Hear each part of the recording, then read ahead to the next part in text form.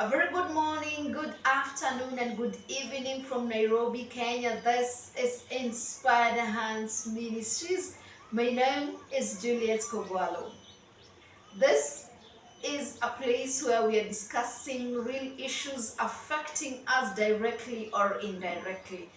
Today, I want us to talk about basic things that normally we take for granted, especially when it comes to our children. So, the basic information that we need to tell children, but this I have faced mostly with children with disability.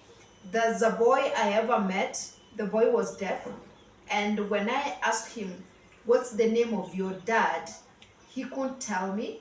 He doesn't know. He just said, I don't know. What's the name of your mom? I don't know. When I asked him, where do you live? Where do you normally stay? He couldn't answer. He just pointed that direction. And so you find that when our children get lost, if something happens, it's very hard for us to track them because they can't see where they are. If someone meets them, if that person really wants to help them, they can't help because the person cannot express. They cannot tell the name of their father. They cannot tell the name of their mom. I feel it's very important to tell our children our names. We need to tell them where we live. We need to tell them our phone numbers and close relatives. Like, those are basic things that our children need to know. Even the schools that they go to, they need to know the names of their teacher. Not just teacher, but they need to know the 3 names of the teacher. It's very important. It's very important. Number 2, I want us to talk about the relatives that we live with. Do we just tell them this is Uncle John, or we call them uncle? So when something happens, in case of rape, in case of abuse, in case of something that has happened to that child, will the child say it is the uncle who did this to me, or is it Uncle so and so who did this to us? I feel we need to tell our children the real names of the people we live with, the 3 names or even 2. Don't let us just tell them they are our auntie. But we are going to auntie who? We are going to auntie so and so. We are going to uncle so and so. So that they don't mix the two. In case of anything, they can say uncle so and so did this and this. Rape cases, the perpetrators are always, they're free because the child could not say it is uncle so and so because they just know them by uncle. They just know that it is auntie, but they don't know which auntie, to be precise, did this and this to them. I feel those are basic things that we need to talk about.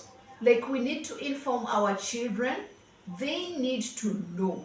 The same way they know their names, the same way they know you as their mom, it is the same way that they need to know their names, your name as a father, your full names as a mom, and the auntie who lives with them. If it is our house managers, they need to know them with 3 names, not just auntie. They need to know my auntie is called so and so. They have the 3 names or the 2 names, and my auntie comes from this place. It's not just for, because we will never be around our children 24 hours in a day. Remember, we have to go to work. We want to go to church. We want to go to school. We have so many things going around, but the moment they will have their names, in case they just slip and they go, they disappear, it is easier to get them. Those are basic things that I thought that we parents, we need to know. We should not assume that they are too young to master. We should not assume that they are too young to know where they live. We should not assume that they are too young not to know our 3 names, not to know where we live, not to know the people they live around, who hangs around them. It's very important. I hope that message is home, and I believe that everyone is going to take it home.